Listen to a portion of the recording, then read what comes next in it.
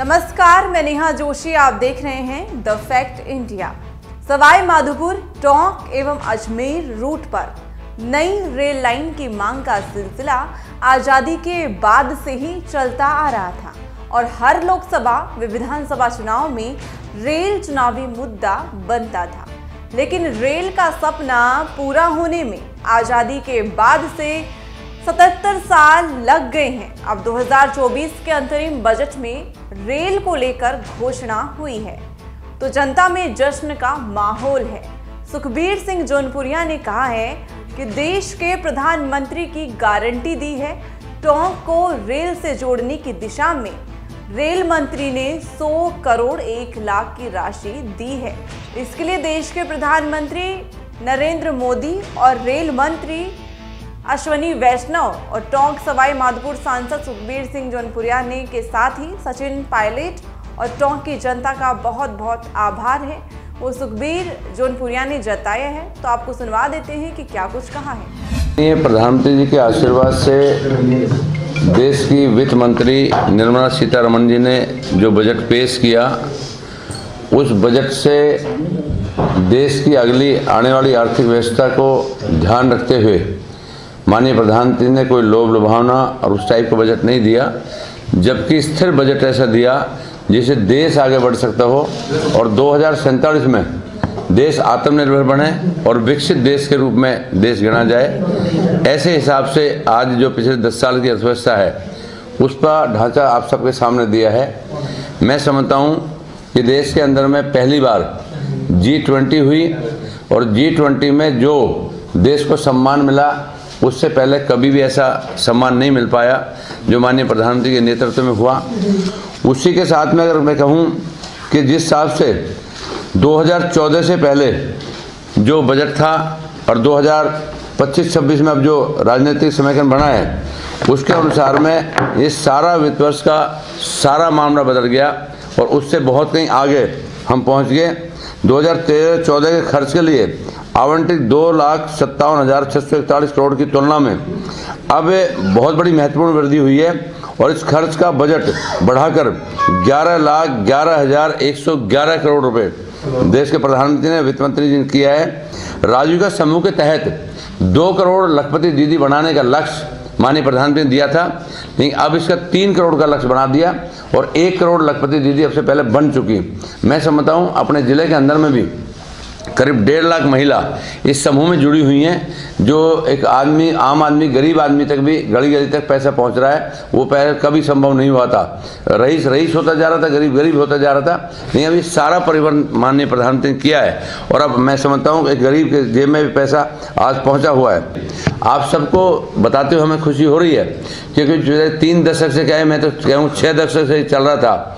टोंक की रेल का 2015-16 में माननीय प्रधानमंत्री के नेतृत्व में वो टोंक रेल मंजूर हुई थी। 873 करोड़ रुपए का बजट रखा गया था और 10 करोड़ रुपए इशू हो गए थे और 10 करोड़ के बाद में उसकी अलाइनमेंट खुंटी गड़गी सब कुछ हो गया था। आज मैं कह रहा हूँ कि 1 हफ्ते पहले मैं माननीय रेलवे मंत्री से मिला था और माननीय रेल मंत्री ने जब मैं सुरैली के लिए अपग्रेडेशन गया था और वहाँ गाड़ी रोकने के लिए बात हुई, जो भोपाल गाड़ी रोक भी दी, तो उसी दौरान मैंने बात की थी। आप सबको मैंने बताया पहले कि माननीय मंत्री जी, टोंक की रेल का बहुत बड़ा मुद्दा है और टोंक की रेल अगर नहीं हो पाई तो हमें चुनाव में जाना मुश्किल हो जाएगा। उन्होंने कहा कि डबल इंजन की सरकार है, आपको चिंता करने की जरूरत नहीं है, टोंक की रेल देंगे। मैंने आपको पहले बताया था, आज मैं फिर बता रहा हूँ। और अब माननीय मंत्री जी ने जिस हिसाब से बजट में प्रावधान किया है कि 100 करोड़ रुपए आपको सेंक्शन कर दिए और मैं समझता हूँ अगले जो बजट आएगा उनमें सारा पैसा सेंक्शन हो जाएगा, लेकिन काम स्टार्ट हो गया। अब टोंक की सीटी भी यहाँ बजेगी ताकि रेल की जो उम्मीद थी वो भी सपना हमारा पूरा हुआ। मैं समझता हूँ कि टोंक के अंदर में जिस हिसाब से आप बार बार कहते हो कि सचिन पायलट ये कह रहा है कि गहलोत की पुड़िया हमने बनाई है, मैं आपके माध्यम से मैंने पहले भी कहा था और आज भी कहूँ कि माननीय नितिन गडकरी जी से मैं इसको लेके आया था और इसमें सिर्फ और सिर्फ सेंटर का पैसा है और 135 करोड़ की गहलोत की पुलिया आपके सामने बनकर कंप्लीट हो रही है।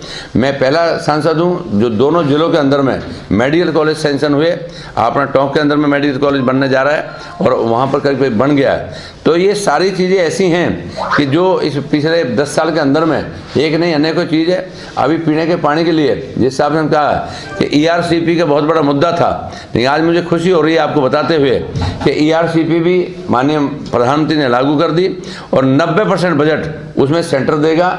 हमारे गजेंद्र सिंह शेखावत का मैं परसों धन्यवाद करके आया था, तो उसमें भी मैं बात था कि बहुत बड़ा काम हमारा हो गया। तो मैं समझता हूँ सिंचाई के लिए किसान को पानी भी मिलेगा, पीने के लिए पानी मिलेगा और ये सारी ऐसी योजनाएं हैं कि जो कभी सोच भी नहीं सकते थे, वो सारी चीज़ धरातल पर आज होती दिखाई दे रही हैं। जहाँ तक आप लालसोट के आगे जो सड़क बनी हुई है, मैं समझता हूँ अगले माननीय नितिन जी गडकरी से मिलकर आया था, उनसे मैंने रिक्वेस्ट की कि आप कम से कम एक तो चोरू से चौथ का बरवाड़ा माता जी की रोड है उसके लिए मैं उन्होंने तुरंत उसको सैंक्शन किया कि CRF में मैं तक पैसे दे देता हूँ, उसमें किया। और उसके बाद में मैंने कहा जी रोड कंप्लीट है, बार बार वो मिट्टी का ढेर लग जाता है तो खोलनी पड़ती है। तो मैं समझता हूँ अगले चुनाव से पहले 10-15 दिन के अंदर में हमें वो रोड भी हमें मिल जाएगी, ताकि करीब 10,000 करोड़ का सड़क का काम मेरे अपने निजी क्षेत्र में पड़ता है। तो मैं समझता हूँ ये एक नहीं अनेकों ऐसी योजनाएं हैं जो धरातल पर उतरती जा रही हैं और माननीय प्रधानमंत्री जो सपना है कि देश को आगे बढ़ाने का, विकसित भारत बनाने का, वो सारा सब होता दिखाई दे रहा है और वो धरातल पे पूरा हो रहा है।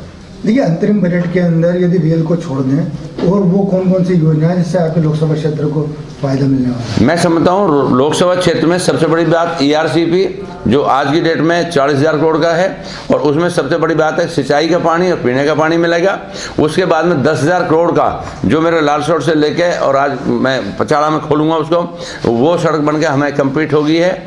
ये सारी ऐसी चीज़ हैं जो हम कभी सोच भी नहीं सकते थे और वो आज सारी धरातल पर पूरी हो रही है। ये सचिन पायलट जी ने भी चिट्ठी लिख दी है मुख्यमंत्री जी को। मैं समझता हूँ सचिन पायलट जी को चिट्ठी लिखने की जरूरत नहीं थी। उन्होंने पीछे अपने घोषणा पत्र में कहा था कि हम गवर्नमेंट बनेगी, गवर्नमेंट बनते ही हम इसका आधा बजट पैसा देंगे।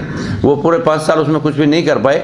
अब चिट्ठी लिखने का कोई पर्पज मेरे ख्याल कुछ नहीं होता। चिट्ठी पानी के लिए लिखी है बिशनपुर के ओवरफ्लो मैं समझता हूँ तो ERCP आप मान के चलो कि ERCP के अनुमान में हमें ननवेरा उससे आएगा और पानी उस हिसाब से गहलोत के उसमें आएगा और उसके बाद में जब ये ईसाद बांध भरेगा और इसका ओवरफ्लो उसमें डलेगा मासी नदी में, उसमें तो हम पानी लेके आएंगे। उसमें कोई चिट्ठी लिखने की बात ही नहीं है। हमारा चिट्ठी फॉर्मेलिटी है कि 5 साल उनकी सरकार भी रही कांग्रेस की। मैं समझता हूँ उस पर बात करने का कोई फ़ायदा नहीं है कि उस चिट्ठी के ऊपर हम इस तरह इशू उसमें समय बताएं कि जब 5 साल वो सत्ता में रहे थे तो जो भी करना हो तो उसी टाइम कर लेते। चिट्ठी क्या है? अब वो कह रहे हैं योजना की शुरुआत जल्दी हो इसकी। मैं समझता हूँ हमारा काम है, हम बहुत जल्द करेंगे। ताज़ा खबरों के लिए विजिट करें द फैक्ट इंडिया की वेबसाइट और डाउनलोड करें द फैक्ट इंडिया ऐप।